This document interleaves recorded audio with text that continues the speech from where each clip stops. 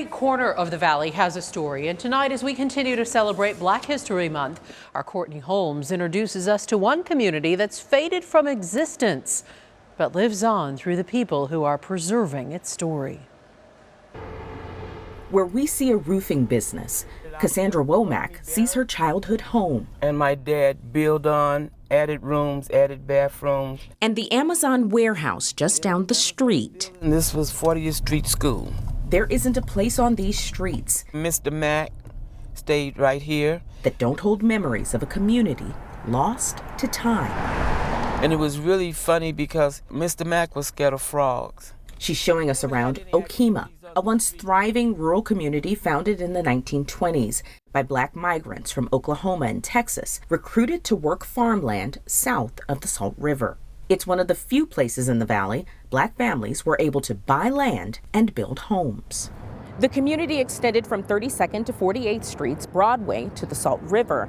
Now the only evidence that it existed, the name on this City of Phoenix facility, and the people who used to call it home.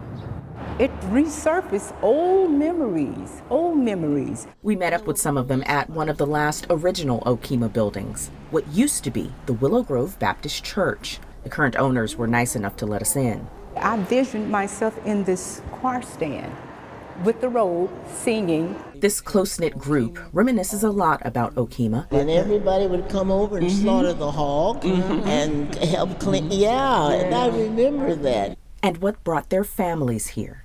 Escape some of the, prejudice, the persecution that were in the South. Dr. Josephine Pete's family arrived from Texarkana in 1949.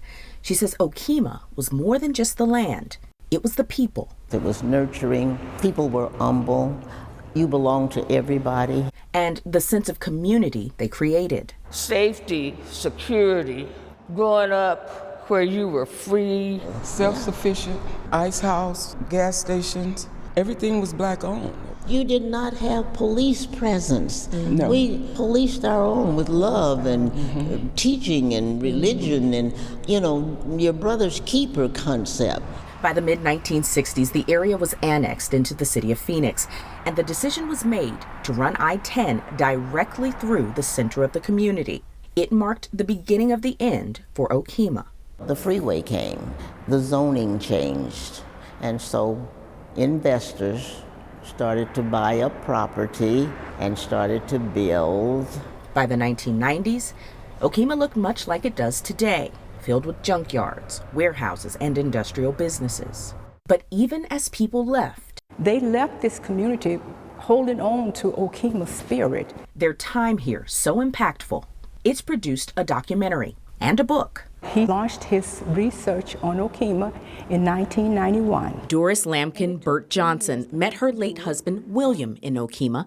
He spent 10 years interviewing and gathering documents for his book, Arizona History, the Okemah Community. What he experienced in this community, what he saw, he knew it was history, and he knew it was cultural richness. That spirit of preservation continues in biannual Okemah reunions and the establishing of the Okemah Community Historic Foundation.